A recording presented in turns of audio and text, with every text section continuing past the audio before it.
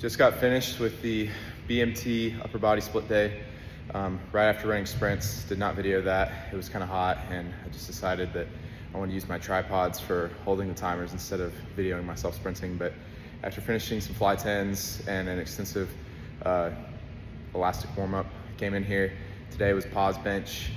Was not feeling it today, so thankfully I had the VBT to make sure I didn't go up in weight any on my heavy sets. I was hopefully going to try to get 285, 290 today, but 280 was really all I had in me. And then did some floor press, and afterwards did a few pulling things with the chest supported rows, and then after I did the TRX rows.